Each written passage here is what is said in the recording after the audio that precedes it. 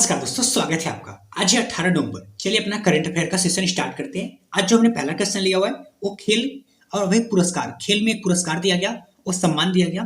उसमें देखेंगे कौन सा क्वेश्चन है और कितने आयाम पर क्वेश्चन बन सकता है। तो अभी हाल ही में आईसीसी हॉल ऑफ फेम सम्मान किस भारतीय खिलाड़ी को मिला, किस भारतीय खिलाड़ी को मिला और यह पुरस्कार क्या है, यह पुरस्कार कब दिया जाता है, अभी तक कुल कितने लोगों को यह पुरस्कार दिया जा चुका है। मतलब जितने भी आयाम पर क्वेश्चन बन सकता है। तो अभी हाल ही में हॉल ऑफ फेम सम्मान किस भारतीय खिलाड़ी को दिया गया, तो वीरेंद्र सहवाग को और डायना एडोलजी, ये दोनों भारतीय। डायना एडोलजी भारतीय महिला क्रिकेटर है, वीरेंद्र सहवाग ये पुरुष क्रिकेटर है नहीं, मतलब ये पहले क्रिकेटर रह चुके हैं। 14 साल इनका अंतर्राष्ट्रीय क्रिकेट में टाइम पीरियड बीता है और इनका 17 साल।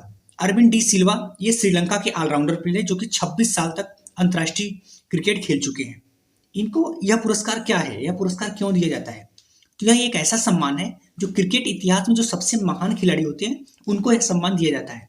और यह कब दिया जाता है, यह उनके अंतिम अंतर्राष्ट्रीय मैच के बाद कम से कम 5 साल के बाद यह चयन किया जाता है। अभी तक हॉल ऑफ फेम कुल कितने लोगों को सम्मान दिया जा चुका है, अभी तक कुल 95 लोगों को यह सम्मान दिया जा चुका है। अगर बात करें क्या पहले इसके कोई सम्मान किसी को मिला है क्या, तो जी हाँ, सुनील गावस्कर को। कितने में, 2009 में। कितने, 2009 में। चलते अपने नेक्स्ट टॉपिक पे। नेक्स्ट टॉपिक हमने संधि एवं समझौता से लिया हुआ है। देखते हैं संधि एवं समझौता से संबंधित क्या क्वेश्चन है और कितने आयाम पर क्वेश्चन बन सकता है। तो अभी हाल ही में किस देश के द्वारा यूरोपीय सशस्त्र बलों की संधि से बाहर होने की घोषणा किया गया, किस देश के द्वारा किया गया और यह संधि क्या है और यह कब लागू हुआ और किस कारण से यह देश इस संधि से बाहर हुआ है, इसका उद्देश्य क्या था। तो किस देश के द्वारा यूरोपीय सशस्त्र बलों की संधि से बाहर होने की घोषणा किया गया, रूस के द्वारा। यह संधि क्या है, तो ये एक अंतर्राष्ट्रीय संधि था जिसके तहत शांति और सुरक्षा बढ़ाने के लिए समस्त देश अपने सशस्त्र बलों की संख्या को सीमित करने के लिए सहमत हुए थे और हस्ताक्षर किए थे। ये कब कब की बात है, ये 1990 की शुरुआत हुआ था, उसी समय समस्त देशों ने इस पर हस्ताक्षर किया था। तो रूस अभी हाल फिलहाल में इसमें क्यों अलग हो गया, तो रूस ने एक सबसे बड़ा कारण बताया कि नाटो का विस्तार होने से रूस को आंतरिक सुरक्षा से संबंधित समस्या हो रही, इसलिए उन्होंने बोला कि हम फिर से अपना सशस्त्र बलों की संख्या बढ़ाएंगे। इसका उद्देश्य क्या था, इस संधि का उद्देश्य यूरोप में शांति और सुरक्षा को बढ़ावा देना, यह उसका मुख्य उद्देश्य था। चलते अपने नेक्स्ट टॉपिक पे। नेक्स्ट टॉपिक हमने जीआई टैग से लिया हुआ है। अभी हाल ही में उत्तराखंड के 15 से अधिक उत्पादों को जीआई टैग दिया गया। तो सबसे पहले देखें कितने उत्पादों को जीआई टैग दिया गया और किस प्रकार के उत्पादों को दिया गया। जीआई टैग क्या होता है, जीआई टैग क्यों दिया जाता है और अभी तक भारत में कुल कितने राज्यों को, किस राज्य, कौन सा राज्य प्रथम स्थान है और पूरे भारत में कितने जीआई टैग है। तो कि उत्तराखंड के कितने उत्पादों को जीआई टैग दिया गया, 18 उत्पादों को। किस प्रकार के उत्पाद, तो देखो 2 प्रकार के उत्पादों को जीआई टैग दिया गया, कृषि उत्पाद और हस्तशिल्प उत्पाद।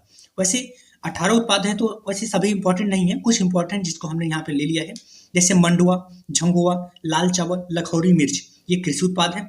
हस्तशिल्प उत्पाद की बात करें तो नेटल फाइबर, नैनीताल की मोमबत्ती, कुमाऊनी, पिछौड़ा, चमोली का मुखौटा।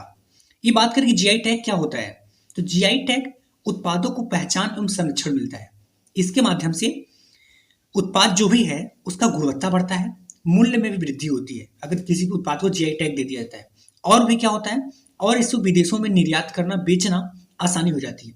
तो जीआई टैग कैसे दिया जाता है या इस किस प्रकार है या क्यों दिया जाता है, तो यह एक ऐसा टैग है जो किसी उत्पाद को उसके उत्पादन के भौगोलिक क्षेत्रों से जोड़ता है। इसका मतलब हुआ जीआई, जियोग्राफिकल इंडिकेशन, मतलब भौगोलिक संकेतक। जब किसी उत्पाद की पहचान वहां के स्थान विशेष से होती है तो उसको जीआई टैग के दर्जा में दिया जाता है। जैसे इसके क्या मुख्य फायदा इसका ये है कि उसका पहचान उसके क्षेत्र के नाम से हो जाता है। बात करें कि भारत में कुल कितने जीआई टैग है, भारत में कुल 432। ये नंबर बदलता रहता है हमेशा, क्योंकि कुछ नए होते हैं, कुछ को निकाला जाता है तो बदलता रहता है। अगर फर्स्ट पे बात करें तो यूपी 104, सेकंड पे वेस्ट बंगाल, पश्चिम बंगाल 82, थर्ड पे तमिलनाडु 72। चलते अपने नेक्स्ट टॉपिक पे।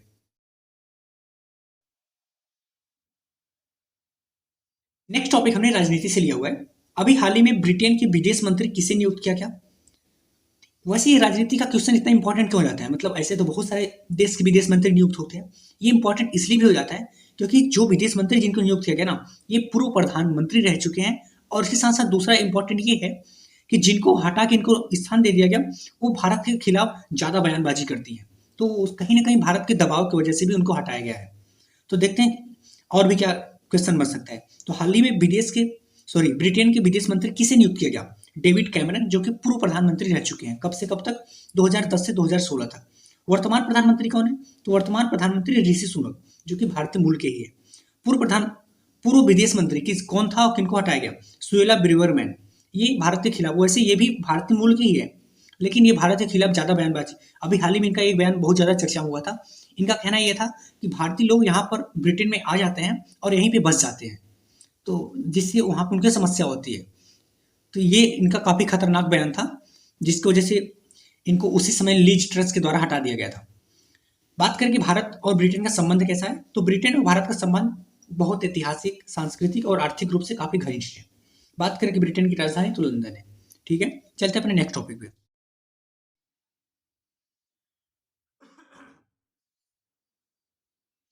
नेक्स्ट टॉपिक हमने पर्यटन से लिया हुआ है। देखते हैं पर्यटन से संबंधित क्या क्वेश्चन है और कितने आयाम पे क्वेश्चन बन सकता है।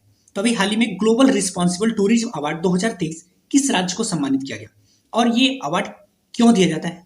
इस अवार्ड के माध्यम से क्या लाभ होता है और यह अवार्ड किसके द्वारा दिया जाता है? तो ग्लोबल रिस्पॉन्सिबल टूरिज्म अवार्ड 2023 किस राज्य को सम्मानित किया गया? तो केरल को। किसको? केरल को। यह अवार्ड क्यों दिया जाता है? यह अवार्ड उन्हें क्यों मिला? यह अवार्ड टिकाऊ और समावेशी पर्यटन पहल के लिए उन्हें दिया जाता है।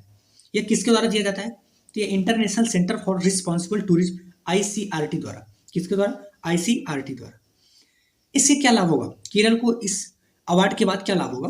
तो इस अवार्ड से अंतर्राष्ट्रीय स्तर की मान्यता होगी, मतलब केरल को अंतर्राष्ट्रीय स्तर पर मान्यता मिलेगा। साथ ही पर्यटन उद्योग जो भी होगा उससे बढ़ावा होगा, पर्यटन उद्योग को बढ़ावा मिलेगा। चलते अपने नेक्स्ट टॉपिक पे। नेक्स्ट टॉपिक हमने खेल से लिया हुआ है। ये काफी इंपॉर्टेंट क्वेश्चन हो जाता है, क्योंकि पहली बार T20 सैयद मुश्ताक अली ट्रॉफी किसने जीती? काफी दिन से T20 Syed Mushtaq Ali trophy cricket प्रतियोगिता होता रहता है, लेकिन पहली बार कौन सा राज्य जीता? तो पहली बार पंजाब। किसको हरा के? बड़ौदा को। उपविजेता कौन है? बड़ौदा। अब बात करें कि सैयद मुश्ताक अली ट्रॉफी क्या है, ये क्या है? तो ये घरेलू T20 क्रिकेट प्रतियोगिता है। T20 का मतलब होता है जिसमें 20 ओवरों का मैच हो। ठीक है, अब ये बात करें कि ये कब होता है, तो ये प्रतिवर्ष सितंबर से नवंबर के बीच में होता रहता है। कब? और ये सितंबर से नवंबर के बीच में। किसके नाम पर ये ट्रॉफी है? सैयद मुश्ताक अली जी कौन है? तो भारतीय क्रिकेट के पूर्व कप्तान, तेज गेंदबाज सैयद मुस्तफा अली के नाम पे। कौन? भारतीय क्रिकेट के पूर्व कप्तान का नाम था मुस्तफा अली। ये किसके द्वारा ट्रॉफी दिया जाता है? ये BCCI के द्वारा ये ट्रॉफी दिया जाता है। अगर बात करें कि सबसे ज्यादा बार कौन सा राज्य इस ट्रॉफी का विनर रहा है, तो 4 बार राजस्थान। बात करें कि फाइनल मैच कब हुआ और कहां पे हुआ, तो फाइनल मैच 6 नवंबर को मोहाली के बिंद्रा स्टेडियम में किया गया, जिसमें विजेता कौन है? पंजाब। ठीक है, धन्यवाद दोस्तों। अगर आपको करंट अफेयर को 60 नोट्स के माध्यम में डिटेल पढ़ना है तो आप इस फैमिली के हिस्सा बन सकते हैं। धन्यवाद।